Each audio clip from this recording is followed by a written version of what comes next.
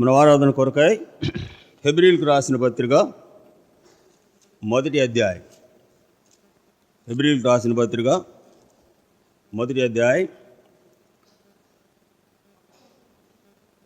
మొదటి 2 వచనాలు అందరం కలిసి చదువుతాం. హెబ్రీయులకు రాసిన పత్రిక మొదటి అధ్యాయం మొదటి 2 వచనాలు అందరం కలిసి చదువుతాం. పూర్వకాలమందు నానా సమయములలోనూ నానా విధములుగాను ప్రవక్తల ద్వారా మన పితరులతో మాట్లాడిన దేవుడు ఈ దినముల అంతమందు కుమారుని ద్వారా మనతో మాట్లాడెను. ఆయన ఆ కుమారుని సమస్తమునకు వారసునిగా నియమించెను. ఆయన ద్వారా ప్రపంచములను నిర్మించెను. ఇప్పుడు ఈ చదువుని వాక్య భాగంలో అపొస్తలుడైన పౌలు ఇక్కడ సార్వత్రిక సంఘానికి తెలియజేస్తున్నటువంటి మాట,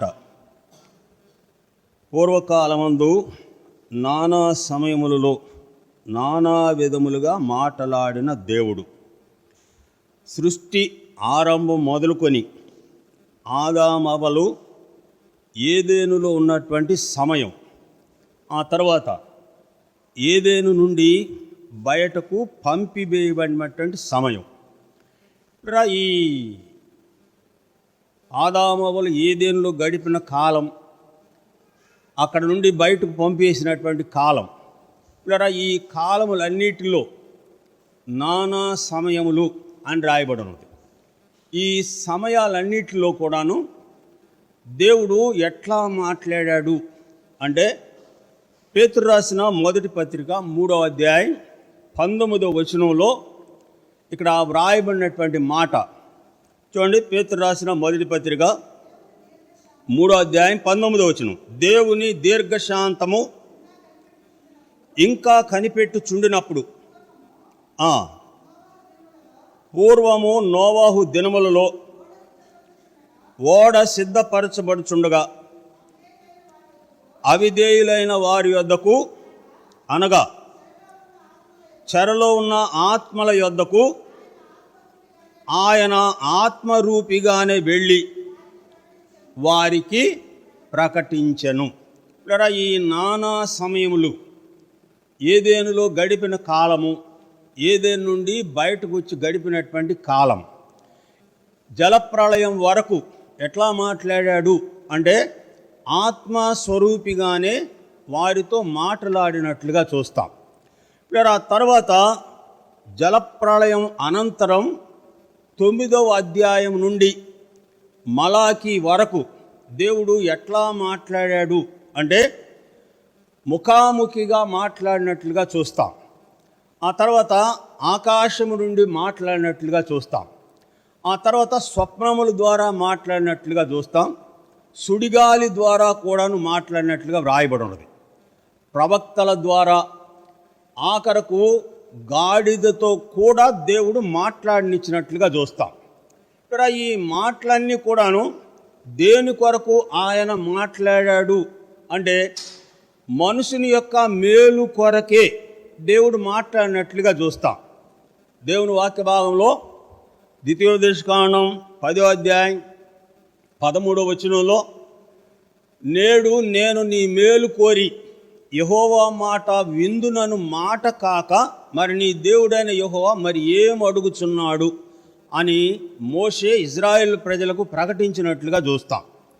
కనుక ప్రియులారా, పూర్వదినముల యందు నానా సమయములలో నానా విధములుగా మాట్లాడినటువంటి దేవుడు, సమయాన్ని బట్టి సందర్భాన్ని బట్టి ఆయన మాట్లాడినటువంటి ప్రతి మాటలో మనిషిని క్షేమం ఉన్నట్లుగా చూస్తాం.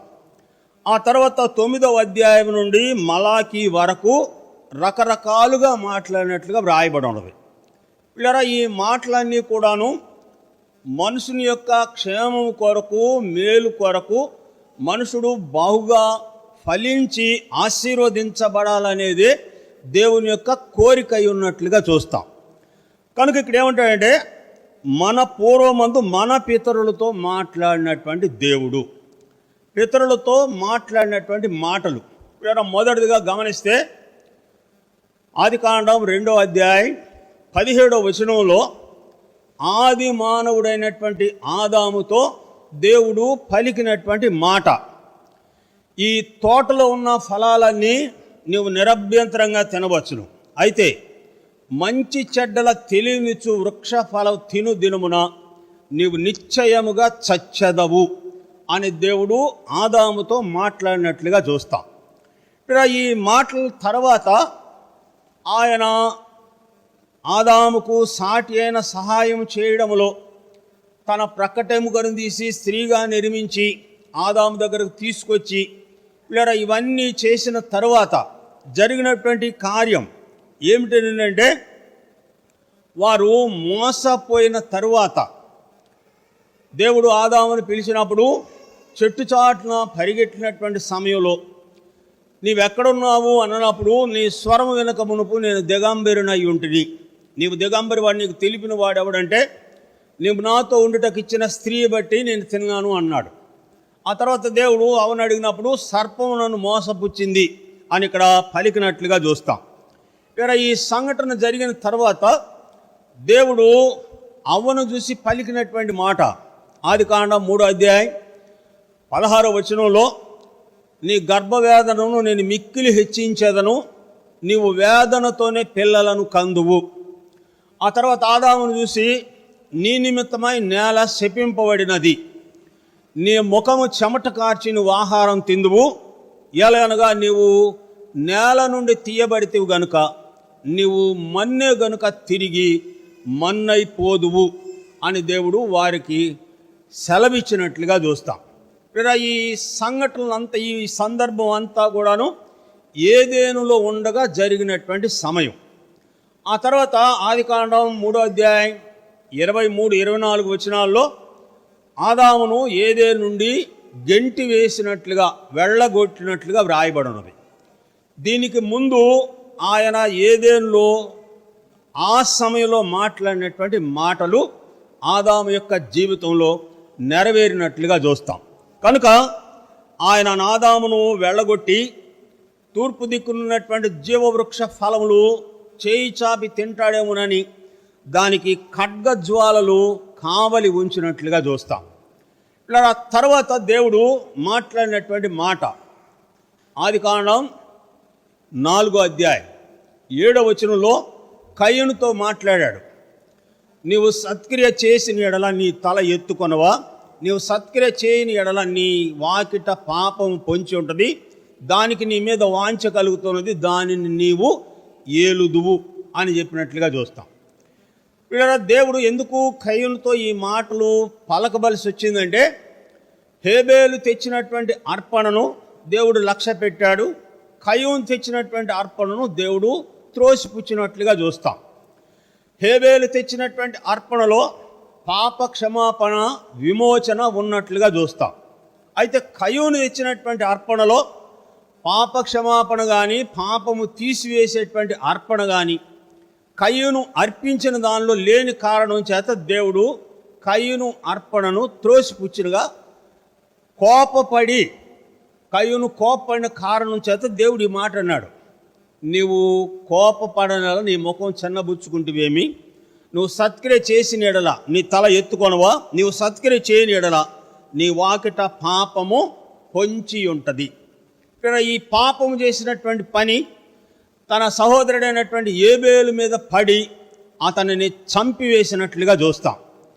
ఆ తర్వాత ఏబేలు యొక్క రక్తము భూమిలో నుండి దేవునికి మొరపెట్టినటువంటి సమయంలో దేవుడు కయ్యూను అడిగాడు, నీ సహోదరుడైన ఏబేలు ఎక్కడా అన్నప్పుడు అతనికి నేను కావలివాడినా అని చెప్పినప్పుడు అప్పుడు దేవుడు కయ్యూను శపించాడు. నీవు నీ నిమిత్తము నేల శపించబడింది, నీవు దేశ దిమ్మరవై ఉందువు అని కయ్యూను శపించినట్లుగా చూస్తాం. ఆ తర్వాత జరిగిన సంఘటన, కయ్యూను అన్నాడు, నేను చేసిన పాపం మిక్కిలి ఘోరమైనది, భయంకరమైనది, నన్ను చూసినటువంటి వాడు నన్ను చంపును అన్నప్పుడు కయ్యూనును చంపకుండా దేవుడు అతని ముఖం మీద ముద్ర వేసినట్లుగా వ్రాయబడినది. కనుక ఈ సంఘటన నానా సమయములలో ఏదేను తోటలో ఉన్నటువంటి సమయం మాట్లాడినటువంటి మాటలకు, ఏదేను తోట నుండి బయటకు వచ్చినటువంటి మాట్లాడినటువంటి మాటలకు ఇక్కడ ఉన్నటువంటి తేడా ఏమిటంటే మనుషుడు చేసినటువంటి పాపమును బట్టి దేవుడు వారిని శిక్షించినట్లుగా చూస్తాం. కనుక పూర్వమందు మన పితరులతో నానా విధములుగా నానా రకములుగా మాట్లాడినటువంటి దేవుడు.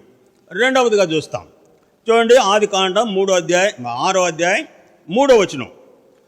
నా ఆత్మ నరులతో ఎల్లప్పుడూ వాదించదు. ఇక్కడ రెండవదిగా చెప్పండి మాట, నా ఆత్మ నరులతో ఎల్లప్పుడూ వాదించదు. అంటే దీనికి ముందు ఆయన చాలా రోజులు నరులతో వాదించినట్లుగా చూస్తాం. నా ఆత్మ నరులతో వాదించదు అంటే దానికి ముందు ఆయన చాలా రోజులు చాలా సమయాల్లో నరులతో వాదించినట్లుగా చూస్తాం. ఇక్కడ ఆయన వాదించుటకు కారణం ఏమిటంటే మొదటి వచనంలో వ్రాయబడినమాట, దేవుని కుమారులు నరుల కుమార్తెలు చక్కని వారని తమ మనసుకు నచ్చిన వారిని వివాహం చేసుకున్నట్లుగా వ్రాయబడి ఉన్నది. దేవుడు నరులతో వాదించడానికి కారణం ఏమిటంటే వారు దేవుని కుమారులు అయ్యుండి శరీరాన్ని అనుసరించి జీవించినటువంటి జీవితం. ఇక్కడ వ్రాయబడిన మాట ఏంటంటే నా ఆత్మ నరులతో వాదించదు. ఇక్కడ 2 పుట్నోట్లు వేసి కిందే ఉందంటే శరీరులు అని రాయబడి ఉన్నది. అంటే దేవుని సంతానమే, దేవుని కుమారులే శరీరానుసారులు అయిపోయినటువంటి సందర్భంలో దేవుడు వారితో వాదించినట్లుగా చూస్తాం. అందుకే ఏమంటే నా ఆత్మ నరులతో ఎల్లప్పుడూ వాదించదు. లేదా దానికి కారణం ఏమిటంటే రోమాపత్రిక 8వ అధ్యాయంలో అపోస్తలుడైన పౌలు శరీరానుసారమైన మనసు ధర్మశాస్త్రమునకు లోబడనేరదు, శరీరానుసారులు దేవుణ్ణి సంతోష పెట్టలేరు అని రాయబడినట్లుగా చూస్తాం. ఆయన ఎందుకు వాదించవలసి వచ్చిందంటే వారు దేవుని మాటకు విధేయత లేనటువంటి జీవితం జీవిస్తూ దేవునిని దుఃఖపెట్టే కార్యాలే వారు చేసినట్లుగా చూస్తాం. వారు శరీరానుసారులు దేవునిని ఏమాత్రం కూడాను సంతోషపరచనేరరు అని రాయబడి ఉంది. కనుక మీరు ఈ 6వ అధ్యాయంలోనే దేవుడు తన ప్రజలైనటువంటి వారు చేసినటువంటి క్రియలను బట్టి దేవుడు ఎంతగానో తన హృదయంలో నొచ్చుకున్నట్లుగా చూస్తాం. ఆయన నరులను చేసినందుకు హృదయమందు నొచ్చుకొనెను అని రాయబడి ఉన్నది. అంటే వారు ఎలాంటి ప్రవర్తన కలిగి ఉన్నారు అంటే యెషయా గ్రంథం 1వ అధ్యాయం 2వ వచనంలో దేవుడు తనకు కలిగినటువంటి బాధను తాను సృష్టించినటువంటి సృష్టితోనే పంచుకున్నట్లుగా చూస్తాం. ఆకాశము ఆలకించుము, భూమి చెవియొగ్గుము, నేను పిల్లలను పెంచి పెద్దవారినిగా చేసిదిని కానీ వారు నా మీద తిరుగబడి ఉన్నారు. ఎద్దు తన కామందు నెలుగును, గాడిద తన సొంత దొడ్డివారిని ఎరుగును. అయితే ఇశ్రాయేల్ ప్రజలకు తెలివి లేదు, వారు యెహోవాను విసర్జించి ఉన్నారు అని రాయబడిన మాట చూస్తాం. కనుక మీరు ఇక్కడ ఈ సమయంలో దేవుడు మాట్లాడినటువంటి మాటలు ఆయన నరులను చేసినందుకు తన హృదయమందు ఆయన సంతాపపడి తన హృదయమందు నొచ్చుకున్నట్లుగా వ్రాయబడి ఉంది. లేదా నొచ్చుకున్నటువంటి దేవుడు సెలవిచ్చిన మాట ఏంటంటే నేను నరులతో కూడా భూమి మీద ఉన్నదాన్ని సమస్తమును తుడిచివేయుదును అని రాయబడిన మాట చూస్తాం. ఆ తర్వాత రాయబడిన సమస్తమును తుడిచివేయుటకు తీర్పు తీర్చినట్లుగా చూస్తాం.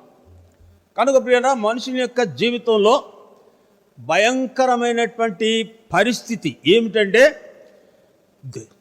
దేవుడిచ్చినటువంటి సమయంలో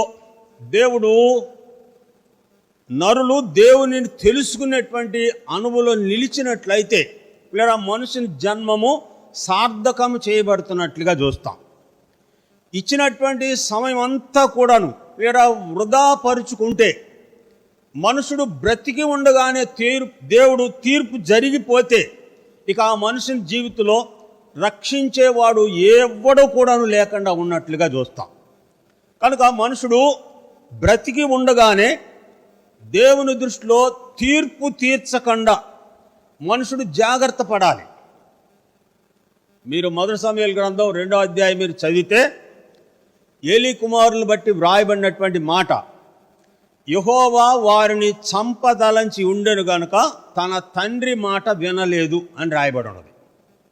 వారు యాజక ధర్మం జరిగిస్తూ అవాంఛనీయమైనటువంటి సంఘటనలు జరిగిస్తూ ఉన్నటువంటి సమయంలో ఏలి పిలిచి తన కుమారులతో చెప్పాడు, మనుషుడికి మనుషుడు అన్యాయం చేస్తే దేవుడు తీర్పు తీరుస్తాడు. అయితే దేవుని విషయంలోనే మీరు తప్పు చేస్తే మీ పక్షంగా ఎవడు విజ్ఞాపన చేస్తాడు అని హెచ్చరించినట్లుగా చూస్తాం. కనుక మీద వారు బ్రతికుండగానే తీర్పు జరిగిపోయింది. వారిని దేవుడు మరణానికి యెహోవా వారిని చంపదలంచి ఉండెను అని రాయబడి ఉన్నది. వారి విషయంలో దేవుడు తీర్పు తీర్చేశాడు కనుక ఏలి చెప్పినప్పటికీ కూడాను వీళ్ళ వారు ఏమాత్రం దేవుని మాట వినలేనటువంటి పరిస్థితిని చూస్తాం. అట్లాగే ఇక్కడ 6వ అధ్యాయంలో దేవుడు వాదించి ఆయనకు సమయం అయిపోయిన తర్వాత ఇక ఏమన్నాడంటే, నేను నరులను చేసినందుకు సంతాపపడి ఉన్నాను, నేను భూమి మీద ఉండకుండా సమస్తమును తుడిచివేయుదును అని తీర్మానం తీసినట్లుగా చూస్తాం. కనుక మీరు ఇక్కడ రెండవదిగా దేవుడు ఆ సమయంలో మాట్లాడినటువంటి మాటలు సర్వ సృష్టి తరపున ఆయన తీర్పు తీర్చివేసినట్లుగా చూస్తాం. తుడిచివేయుదును అనే మాటకు అప్పటి వరకు నిలిచినటువంటి సృష్టి కానీ మనుషులు కానీ సమస్త జీవకోటి కానీ జీవంతోనే ఉన్నట్లుగా చూస్తాం. వారు బ్రతికుండగానే దేవుడు సన్నిధిలో వారు అంతం వచ్చినట్లుగా చూస్తాం. మూడవదిగా చూస్తాం చూడండి, ఆదికాండం 6వ అధ్యాయం 13-14 వచనాలు. ఆదికాండం 6వ అధ్యాయం 13-14 వచనాలు. దేవుడు నోవాహుతో సమస్త శరీరం మూలముగా భూమి బలాత్కారంతో నిండి ఉన్నది గనుక నా సన్నిధిని వారి అంతము వచ్చి ఉన్నది, ఇదిగో వారిని భూమితో కూడా నాశనము చేయుదును. భూమితో కూడా, భూమి బలాత్కారముతో నిండి ఉన్నది. ఇక్కడ ఈ బలాత్కారంతో నిండి ఉండడానికి కారణం ఏమిటంటే, దేవుని కుమారులు నరుల కుమార్తెలు చక్కని వారని మనసు నచ్చినటువంటి వారిని వివాహం చేసుకొనగా వారిరువురికి పుట్టినటువంటి వారిని నెఫీలులు అని పిలువబడ్డారు. నెఫీలులు అంటే బలాత్కారులు. అంటే బలాత్కారుల సంఖ్య అధికమైపోయిన కారణం చేత భూమి బలాత్కారముతో నిండి ఉన్నది. చూడండి 12వ వచనం గమనించండి.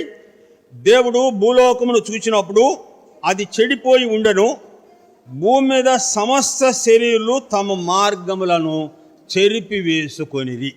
కనుక ఇక్కడ మూడవదిగా ఆ సమయంలో దేవుడు తీర్చినటువంటి తీర్పు సర్వలోకములో ఉన్నటువంటి సృష్టి అంతటిని మనుషులందరినీ తుడిచివేయడానికి ఆయన తీర్పు తీర్చినట్లుగా చూస్తాం. ఆ సమయంలో ఇక్కడ నోవాహుతో చెప్పిన మాట 14వ వచనం, చితిసారపు మ్రానుతో నీ కొరకు ఓడను చేసుకొనుము, అవి అరలు పెట్టి నీవు ఓడను కట్టవలెను. ఇక్కడ మూడవదిగా నా సన్నిధిని వారి అంతము వచ్చి ఉన్నది కనుక నీ కొరకు ఓడను సిద్ధపరుచుకొనుము. ఇక్కడ ఈ నోవాహు ఓడను సిద్ధపరిచినటువంటి కాలం దాదాపు దగ్గర 120 సంవత్సరాల కాలం సిద్ధపరిచినట్లుగా చరిత్రలో వ్రాయబడి ఉన్నది. ఈ 120 సంవత్సరాల కాలంలో ఇందాక మనం చదివిన వాక్య భాగం పేతురు రాసిన మొదటి పత్రిక 3వ అధ్యాయం 19వ వచనంలో నోవాహు ఓడను సిద్ధపరుస్తూ ఉంటుండగా దేవుడు ఆత్మస్వరూపిగానే ఆయన ప్రకటించెను అని రాయబడి ఉంది. 120 సంవత్సరాల కాలం దేవుడు ప్రకటించినటువంటి మాటలలో రక్షించబడిన వారు ఎంతమంది అంటే 8 మంది మాత్రమే రక్షించబడినట్లుగా వ్రాయబడి ఉన్నది. ఆ ఓడలో అనగా రక్షణ ఓడలో 8 మంది మాత్రమే రక్షించబడిరి అని రాయబడి ఉన్నది. ఇక మిగిలినటువంటి సమస్తమును కూడాను జలప్రళయంలో నాశనము చేయబడినట్లుగా దేవుని వాక్య భాగంలో చూస్తాం. కనుక మీరు అదే రీతిగా ప్రస్తుతం దేవుని వాక్యం సెలవిచ్చేటువంటి మాట పేతురు రాసిన 2వ పత్రిక 3వ అధ్యాయంలో ఆనాడు జలప్రళయంలో ఎట్లాగా లోకమంతా నాశనం అయిపోయిందో పిల్లరా ఇప్పుడు కూడాను అగ్ని కొరకు వాక్యము ద్వారా భద్రపరచబడి ఉన్నది అని రాయబడి ఉంది. ఆనాటి లోకం జలప్రళయం ద్వారా నాశనం చేయబడితే ప్రస్తుతం ఉన్నటువంటి లోకము అగ్ని ద్వారా దహించబడుతుందని రాయబడినట్లుగా చూస్తాం. పేతురు రాసిన 2వ పత్రిక 3వ అధ్యాయం 10-11 వచనాల్లో భూమి మీద ఉన్నటువంటి కృత్యములు కాలిపోవును, పంచభూతములు మిక్కుటమైన వేండ్రముతో లయమైపోవును అని రాయబడి ఉన్నది. పిల్లరా, దీనికి సాదృశ్యం లేక ఉదాహరణ ఏమిటంటే అట్లాంటికా సముద్రం దగ్గర ఓజోను పొర దెబ్బతినటమే దీనికి మూలంగా చూస్తాం. అగ్ని ద్వారా లోకం నాశనమైపోతుంది అని అనడానికి రుజువు ఆ ఓజోను పొర దెబ్బతిన్నది కనుక సూర్యరశ్మి డైరెక్ట్గా భూమి మీద పడితే ఏ జీవి కూడాను జీవంతో ఉండదు. కనుక ఇక్కడ చెప్పినటువంటి మాట ఏంటంటే నీ కొరకు ఓడను సిద్ధపరచుకును. 120 సంవత్సరాల కాలంలో ఇలా దేవుడు ప్రకటించినటువంటి మాటలు 8 మంది మాత్రమే రక్షించబడినట్లుగా చూస్తాం. ఆ తర్వాత 7వ అధ్యాయం 1వ వచనంలో ఈ ఆదికాండం 7 మొదట్లో ఈ తరము వారి అందటిలో నీవే నా ఎదుట నీతిమంతుడుగా కనబడితివి. ఈ తరము వారిలో నీవే నా ఎదుట, కుటుంబం గురించి చెప్పలే, ఇక్కడ నోవాహు గురించే చెబుతున్నట్లుగా చూస్తాం. ఈ తరం వారందట్లో నీవే నా ఎదుట నీతిమంతుడుగా కనబడితివి.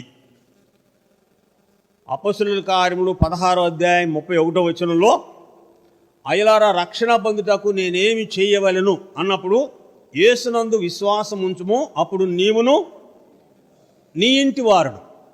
వీరా, నోవాహు ఉంచినటువంటి విశ్వాసం తన ఇంటి వారిని కూడాను రక్షించినట్లుగా చూస్తాం. అంటే దేవుడు ప్రకటించిన మాటలు కావచ్చు, నోవహు యొక్క విశ్వాసం కావచ్చు, నోవహు చెప్పిన మాటలు కావచ్చు. యేసునందు విశ్వాసం ఉంచుము, అప్పుడు నీవును నీ ఇంటి వారు రక్షించబడుదురంటే రక్షించబడినటువంటి వ్యక్తి దేవుని గురించి తన కుటుంబ సభ్యులతో చెప్పినటువంటి అనుభవాన్ని చూస్తాం. నీవును నీ ఇంటి వారు రక్షించబడదని చెప్పేసి నువ్వు రక్షించబడిన తర్వాత నోరు మూసుకొని ఊరుకుంటే నీ కుటుంబంలో ఒక్క పిల్ల కూడాను రక్షించబడదు. సామెతల గ్రంథం 31వ అధ్యాయం 26వ వచనంలో కృపగల ఆమె నోరు తెరిచి వాక్యమును బోధించును అని రాయబడి ఉన్నది. కనుక లేదా ఇక్కడ నోవాహు నీ ఒక్కడివే ఈ తరం వారు నీతివంతుడిగా కనబడితివి కనుక నీవు ఓడలో ప్రవేశించుము, నీవు నీ కుటుంబం ఓడలో ప్రవేశించుము అని ఇక్కడ చెప్పినట్లుగా చూస్తాం. కనుక లేదా ఇక్కడ మూడవదిగా నానా సమయములలో నానా విధములుగా మాట్లాడినటువంటి దేవుడు ఇక్కడ నోవాహుతో జలప్రళయం ద్వారా సమస్తమును కూడా ఇక్కడ దేవుడు సమాప్తి చేసినట్లుగా చూస్తాం. ఆ తర్వాత 9వ అధ్యాయం నుండి తిరిగి మరలా నోవాహు కుటుంబము ద్వారా భూమి మీద ప్రజలు ప్రబలినట్లుగా వ్రాయబడి ఉన్నది. 5వదిగా చూస్తాం, చూడండి. 4వదిగా చూస్తాం మలాకీ గ్రంథం 4వ అధ్యాయం. మలాకీ గ్రంథం 4వ అధ్యాయం 2వ వచనం. మలాకీ 4:2. అయితే నా నామమందు భయభక్తులు గల మీకు నీతి సూర్యుడు ఉదయించును, అతని రెక్కలు ఆరోగ్యము కలుగజేయును గనుక మీరు బయలుదేరి క్రొవ్విన దూడలు గంతులు వేయినట్లు మీరు గంతులు వేసెదరు. ఇక్కడ ఆఖరిగా మలాకీ ద్వారా దేవుడు మాట్లాడింది, నాయందు భయభక్తులు కలిగిన మీకు నీతి సూర్యుడు ఉదయించును. ఇక్కడ మోషే కూడాను ఇజ్రాయెల్ ప్రజలతో చెప్పినటువంటి మాట ద్వితీయోపదేశకాండం 18వ అధ్యాయం 16వ వచనంలో నా వంటి ఒక ప్రవక్తను దేవుడు మీ కొరకు పుట్టించును అని వారితో చెప్పినట్లుగా చూస్తాం. మోషేతో దేవుడు ఏదైతే చెప్పాడో లేదా ప్రజలందరి రక్షణార్థమై ఆయన ఇక్కడ నీతి సూర్యుడు మీకు ఉదయించును, అతని రెక్కల కింద మీకు ఆరోగ్యము కలుగును. కీర్తన 91 మొదటి 3 వచనాల్లో దావీదు ఇచ్చినటువంటి సాక్ష్యం ఏంటంటే, నేను యెహోవాను గూర్చి చెప్పుచున్నాను, ఆయన రెక్కలతో నిన్ను కప్పును, ఆయన రెక్కల కింద నీకు ఆశ్రయము కలుగును. మహోన్నతుని చాటు నివసించువాడే సర్వశక్తిని నీడను విశ్రమించును. ఇక్కడ ఏమంటే అతని రెక్కల కింద మీకు ఆరోగ్యము కలుగును. ఇక్కడ యేసు ప్రభువును పంపుతున్నట్లు ఇక్కడ దేవుడు మలాకీ ద్వారా చెప్పినట్లుగా చూస్తాం. కనుక ప్రియరా, ఈ విషయమై యోహాను సువార్త 1వ అధ్యాయం 1-2 వచనాల్లో ఆది యందు వాక్యం ఉండెను, వాక్యము దేవుడై ఉండెను, వాక్యము దేవుని యొద్ద ఉండెను. 14వ వచనంలో ఆ వాక్యము శరీరధారి అయి కృపా సత్య సంపూర్ణుడుగా మన మధ్య నివసించెను. పూర్వమందు మన పితరులతో మాట్లాడినటువంటి దేవుడు ఈ దినముల అంతమందు తన కుమారుని ద్వారా మనతో మాట్లాడాను. ఆయన కుమారుని ద్వారా వీళ్ళరు ఎట్లా మాట్లాడాడంటే, ఆ వాక్యమే శరీరధారి అయి కృపా సత్య సంపూర్ణుడుగా మన మధ్య నివసించి ఆయన చెప్పినటువంటి మాటలు, ఆయన పలికినటువంటి మాటలను ఈ వాక్య భాగంలో చూస్తాం. కనుక ఆయన ఆరంభంలో చెప్పినటువంటి మాట, యోహాను చెరపట్టబడెను అని వినబడిన తరువాత ప్రభువైన యేసుక్రీస్తు వారు పరిచర్య ఆరంభించి ఆయన చెప్పిన మొట్టమొదటి మాట చూడండి. మత్తయి సువార్త 4వ అధ్యాయం, మత్తయి సువార్త 4వ అధ్యాయం 12-17 వరకు మీరు చదువుతూ వస్తే, చీకటిలో ఉన్న ప్రజలు గొప్ప వెలుగు చూచిరి అని రాయబడి ఉంది. ఆ గొప్ప వెలుగు ప్రకటించినటువంటి మాట, పరలోక రాజ్యము సమీపముగా ఉన్నది, మారు మనసు పొంది సువార్తను నమ్ముడని ప్రకటించట మొదలుపెట్టెను అని రాయబడి ఉన్నది.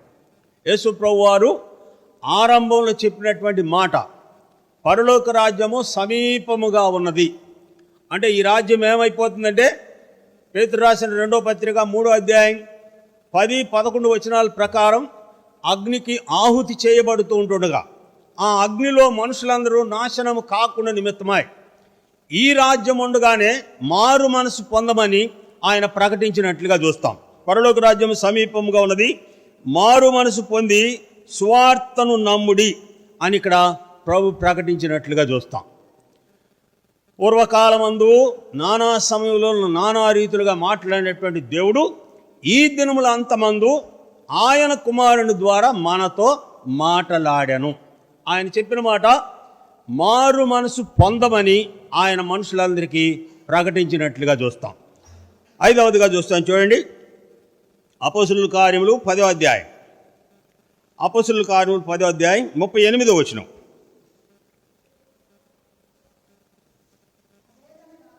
అదేదనగా దేవుడు నజరేయుడైన యేసును పరిశుద్ధాత్మతోను శక్తితోను అభిషేకించు ననునదియే, దేవుడు ఆయనకు తోడయుండను గనుక ఆయన మేలు చేయుచు అపవాది చేత పీడించబడుచున్న వారిని స్వస్థపరచుచు సంచరించుచుండెను.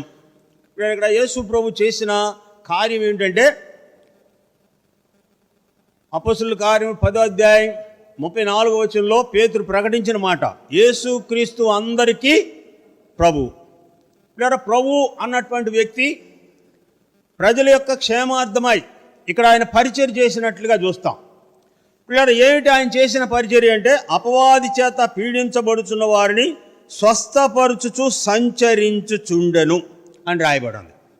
అపవాది చేత పీడించబడుచున్న వారు ఎట్లా పీడిస్తాడు అపవాది, వారు ఎట్లా పీడించబడతారు అంటే, దేవుడు మంచి మార్గములో నడవమని ప్రజలకు బోధిస్తూ ఉన్నప్పటికీ కూడాను మంచి మార్గములో నడవకుండా దేవునికి వ్యతిరేకమైనటువంటి మార్గములు నడిచే ప్రతి వ్యక్తి అపవాది ఆధీనంలో ఉన్నటువంటి వాడే.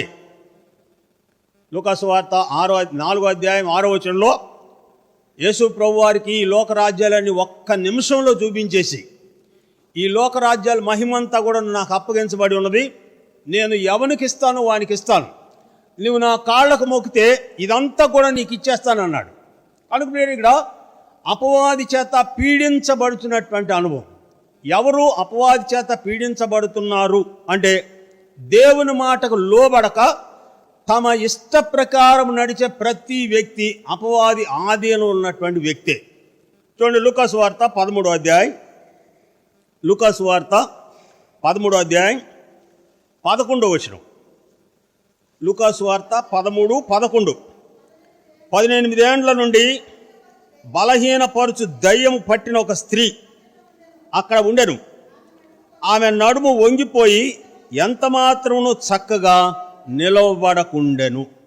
అపవాది చేత పీడించబడుతున్న స్త్రీ నడుము వంగిపోయి, లేదా ఈ వంగిపోయే అనుభవం ఏం తెలియపరుస్తుందంటే ఎప్పుడూ కూడాను భూ సంబంధమైన వాటిని చూసేటువంటి అనుభవమే, పై సంబంధమైన వాటిని చూసేటువంటి అవకాశం లేకుండా లేక అపవాది మనుషులను ఎట్లా పీడిస్తున్నాడంటే జీవించేటువంటి జీవితకాలం అంతా కూడాను లేదా ఈ భూ సంబంధమైన వాటిని చూడనిస్తాడు, కానీ లేదా పర సంబంధమైన వాటిని ఆలోచన చేయడం కానీ పర సంబంధమైన వాటిని చూడడం కానీ ఏమాత్రం కూడాను చేయనీయుడు. ఎట్లా పీడిస్తాడు అంటే దేవుని వైపు చూడకుండా, దేవుడు చేసినటువంటి కార్యాలు వినకుండా భూ సంబంధమైన వాటిని చూసే అనుభవమే ఈ నడుము వంగిపోయినటువంటి అనుభవంగా చూస్తాం. ఆమె ఏమాత్రం కూడాను పైకి లేవలేనిదై. పంది ఎప్పుడు చూస్తుందంటే పైకి, దాన్ని వధించడానికి కాళ్ళు చేతులు కట్టి అటు ఇటు ఒక కర్ర పెట్టి అటు ఒకటి భుజాన్ని వేసుకెళ్ళేటప్పుడు అప్పుడు ఆకాశాన్ని చూస్తుందట. ఆకాశం చూసి ఒరే ఎంత ఆకాశం ఉన్నదో నాకు తెలియకుండా అనుకుంటుందట. ఎప్పుడూ కిందే చూస్తుంది. పిల్లలు ఈ కింద చూసే అనుభవం ఎవరి ద్వారా కలుగుతున్నది అంటే అపవాది ద్వారానే మనుషులకు భూ సంబంధమైన వాటిని వెదికే కాలంలో మనుషులు గడుపుతున్నట్లుగా చూస్తాం. అందుకే కొలసీ పత్రిక 3వ అధ్యాయంలో మీరు క్రీస్తుతో కూడా మృతి పొందిన వారైతే పైనున్న వాటిని వెదకుడి అని క్రింద 5వ వచనంలో ఏమన్నాడంటే భూ సంబంధమైన వాటిని చంపివేయుడి అని చెప్పినట్లుగా చూస్తాం. కనుక మీరు ఇక్కడ అపవాది చేత పీడించబడుతున్నటువంటి వారిని ఆయన స్వస్థపరుచుచు సంచరించినట్లుగా ఈ వాక్య భాగంలో చూస్తాం. ఆదివారం 18 ఏండ్ల నుండి నడుము వంగిపోయి దేవుని సన్నిధిలో ఉన్నటువంటి ఆ స్త్రీని చూసి యేసుప్రభు వారు స్వస్థపరచడానికి ముందు ఆయన చెప్పినటువంటి మాటలు చూడండి. ఇదే 3వ అధ్యాయం 13వ అధ్యాయం లూకాసు వార్త 13వ అధ్యాయం 16వ వచనం. ఇదిగో 18 ఏండ్ల నుండి సాతాను బంధించబడిన అబ్రహాం కుమార్తె, ఈమె విశ్రాంతి దినమందు ఈ కట్ల నుండి విడిపింపదగదా అని అతనితో చెప్పెను. ఆయన ఈ మాటలు చెప్పినప్పుడు ఆయన ఎదిరించిన వారందరూ సిగ్గుపడిరి. అయితే జనసమూహం అంతయు ఆయన చేసినటువంటి ఘనకార్యములను చూచి సంతోషించిరి. కనుక మీరు ఇక్కడ ఆయన ఈ లోకానికి వచ్చి ఈ దినముల అంతమందు కుమారుని ద్వారా మాట్లాడినటువంటి మాటలలో ప్రజలకు కలిగినటువంటి ఆధిక్యత ధన్యత ఏమిటంటే అపవాది చేత పీడించబడుతున్నటువంటి వారిని ఆయన స్వస్థపరుచు సంచరించినట్లుగా ఈ వాక్య భాగంలో చూస్తాం. కనుక మీరు అపవాది చేత పీడించబడుతున్నటువంటి వారు ఎవరు అంటే దేవునిని ఎరుగక జీవించే ప్రతి వ్యక్తి సాతాను ఆధీనంలో ఉన్నటువంటి వాడే. ఇది బైబిల్ చెప్పే సత్యం. యోహాను రాసిన 1వ పత్రిక 5వ అధ్యాయం 18వ వచనంలో లోకమంతా దుష్టుని యందు పడి ఉన్నదని ఎరుగుదుము. యోబు గ్రంథం 7వ అధ్యాయం 1వ వచనంలో భూమి దుష్టుల చేతికి అప్పగించబడి ఉన్నది అని రాయబడి ఉన్నది. లూకాసు వార్త 4వ అధ్యాయం 6వ వచనంలో ఈ లోకమంతా నాకు అప్పగించబడి ఉన్నది అని సాతాను ప్రభువుతో చెప్పినట్లుగా చూస్తాం. కనుక మీరు ఇక్కడ ప్రభువుగా ఈ దినముల అంతమందు ఆయన అందరికీ ప్రభువుగా అందరి యోగక్షేమాలు చూస్తూ ఆయన అపవాది చేత పీడించబడుచున్న వారిని స్వస్థపరుచున్నట్లుగా చూస్తాం. 6వదిగా చూస్తాం. చూడండి, లూకాసు వార్త 19వ అధ్యాయం 10వ వచనం. నశించిన దానిని వెదకి రక్షించుటకు మనుష్య కుమారుడు ఈ లోకమునకు వచ్చెను. నశించిన దానిని. యెషయా గ్రంథం 6వ అధ్యాయం 5వ వచనంలో యెషయా ఇచ్చిన సాక్ష్యం, అయ్యో నేను అపవిత్రమైన పెదవులు గలవాడను, అపవిత్రమైన జనుల మధ్య నివసించినటువంటి వాడను, నేను నశించి తిని అని యెషయా చెప్పినట్లుగా చూస్తాం. అయితే యెషయా నశించకుండానట్లు బలిపీఠం మీద ఉన్నటువంటి ఆ నుప్పును కారుతో తీసుకొచ్చి ఇది నీ పెదవులకు తగిలిన కనుక నీ దోషమంతా తొలగిపోయెను అని దూత చెప్పినట్లుగా చూస్తాం. కనుక మీరు ఇక్కడ ఆయన చేసినటువంటి రెండవ పని ఏంటంటే నశించిన దానిని ఆయన వెదకి రక్షించినట్లుగా ఈ వాక్య భాగంలో చూస్తాం. అంటే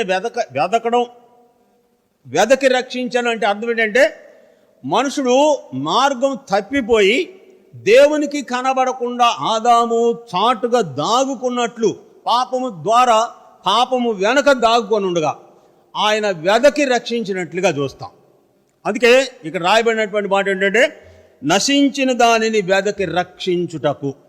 అంటే ఏమైపోయాడు మనుషుడు అంటే యెషయా గ్రంథం 53వ అధ్యాయం 6వ వచనంలో మనం అందరము గొర్రెల వలె త్రోవ తప్పిపోతిమి, ప్రతివాడు తనకిష్టమైన త్రోవకు తొలిగను అని రాయబడి ఉంది. ఆదికాండం 6వ అధ్యాయం 12వ వచనంలో నరులు తమ మార్గములను చెరిపి వేసుకొని ప్రతివాడు తనకిష్టమైన త్రోవలో తొలగి ఉండెను. వారికి ఇష్టమైనటువంటి త్రోవ ఎక్కడికి తీసుకెళ్తుందంటే మరణానికి నడిపించబడినట్లుగా వ్రాయబడి ఉంది. సామెతల గ్రంథం 14వ అధ్యాయం 12వ వచనం, సామెతల గ్రంథం 16వ అధ్యాయం 25వ వచనం. మనుషుల దృష్టికి న్యాయమైన మార్గంగా కనబడవచ్చు, యథార్థమైన మార్గంగా కనబడవచ్చు. అయితే తొదకు అది మరణానికి దారి తీస్తుందని రాయబడింది. ఈ మరణం క్రింద ఉన్నటువంటి వారిని ఆయన వెదకి రక్షించినట్లుగా ఈ వాక్య భాగంలో చూస్తాం. నశించిన దానిని వెదకి రక్షించుటకు మనుష్య కుమారుడు ఈ లోకమునకు వచ్చాను. కనుకనే మనుషులందరూ నశించిపోతూ ఉంటుండగా ఈ దినముల అంతమందు యేసు ప్రభు మాట్లాడినటువంటి మాటలు మత్తయి సువార్త 28వ అధ్యాయం 11వ అధ్యాయం 28వ వచనంలో ప్రయాసపడి భారం మోసుకున్న సమస్త జనులారా నా యొద్దకు రండి, నేను మీకు విశ్రాంతి కలుగజేతును. నా యొద్దకు రండి అంటే సాతాను ఆది నుండి నిత్య నరకాగ్ని గుండానికి మనుషుడు నడిపించబడుతూ ఉంటుండగా నా యొద్దకు రండి, నేను మీకు విశ్రాంతి కలుగజేతును అని దేవుడు సెలవిచ్చినట్లుగా చూస్తాం. కనుక ఇక్కడ 6వదిగా నశించిన దానిని వెదకి రక్షించుటకు మనుష్య కుమారుడు ఈ లోకమునకు వచ్చెను. ఈ దినముల అంతమందు ఆయన కుమారుని ద్వారా మనతో మాట్లాడెను. 7వదిగా ఆయన చెప్పినటువంటి మాట చూడండి, మత్తయి సువార్త 20వ అధ్యాయం 28వ వచనం. మత్తయి సువార్త 20వ అధ్యాయం 28వ వచనం. అలాగే మనుష్య కుమారుడు పరిచారం చేయించుకొనుటకు రాలేదు కానీ పరిచారము చేయుటకును అనేకులకు ప్రతిగా విమోచన క్రయధనముగా ఆయన ప్రాణమునిచ్చుటకు వచ్చెను. ఇక్కడ 7వదిగా ఈ దినముల అంతమందు ఆయన కుమారుని ద్వారా మనతో మాట్లాడినటువంటి దేవుడు ఏం మాట్లాడుతున్నాడంటే ఆయన ఇక్కడికి ఎందుకు వచ్చాడు అంటే పరిచారం చేయించుకొనడానికి ఆయన రాలేదు, అనేకులకు పరిచయం చేయుటకును ప్రాణ క్రయధనముగా ప్రాణం పెట్టడానికి ఆయన ఈ లోకానికి వచ్చినట్లుగా చూస్తాం.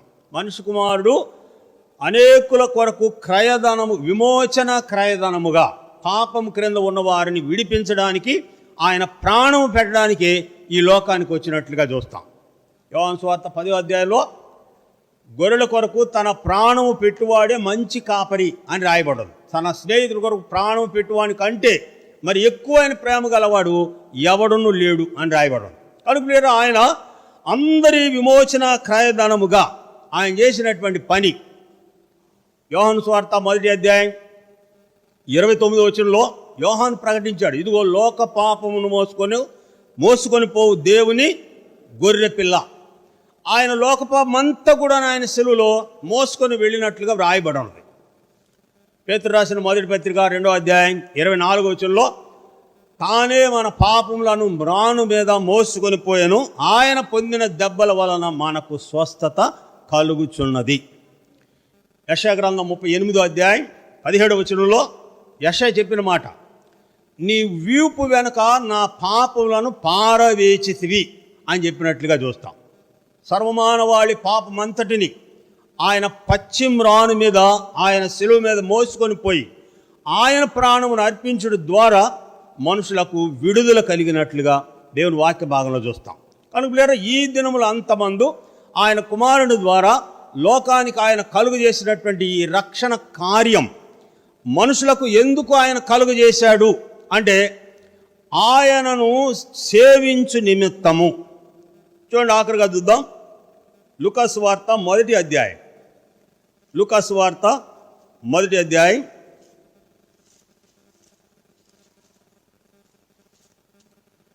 లూకాసు వార్త 1వ అధ్యాయం 68 నుండి 75 వరకు కలిసి ఉన్నవి. మధ్యలో వ్రాయబడినటువంటి మాట, మనము శత్రువుల చేతిలో నుండి విడిపింపబడి మన జీవితకాలం అంతా నిర్భయులమై ఆయన సన్నిధిని పరిశుద్ధముగాను నీతిగాను ఆయనను సేవింపను అనుగ్రహించుటకు ఈ రక్షణ కలుగజేసెను. ఈ రక్షణ ఆయన ఎందుకు ఇచ్చాడనంటే, జీవితకాలమంతా ఆయనను సేవించి ఆయనను ఘనపరిచి ఆయనను స్తుతించడానికి ఆయన ఈ రక్షణ కలుగజేసినట్లుగా చూస్తాం. కనుకనే కీర్తనాకారుడైన దావీదు తాను రాసినటువంటి 103వ కీర్తన మొదటి 3 వచనాల్లో, నా ప్రాణమా యెహోవాను సన్నతించుము, నా అంతరంగమున్న సమస్తమా ఆయన పరిశుద్ధ నామమును సన్నతించుము. అంతరంగమున్న సమస్తమా అంటే ఆయన నియమించిన విశ్రాంతి దినానికి ప్రాధాన్యత ఇచ్చినటువంటి స్థితిని చూస్తాం. అంటే అంతరంగంలో ఇక సమస్తము దేవుని యొక్క నామముతో నింపబడినటువంటి అనుభవమే. నా అంతరంగమున సమస్తము ఆయన పరిశుద్ధ నామమును సన్నతించుము, ఆయన చేసిన ఉపకారములలో దేనిని మరువకము. కనుక ప్రియులారా, దేవుడు చేసినటువంటి ఉపకారములను జ్ఞాపకం చేసుకుంటూ కొద్ది సమయం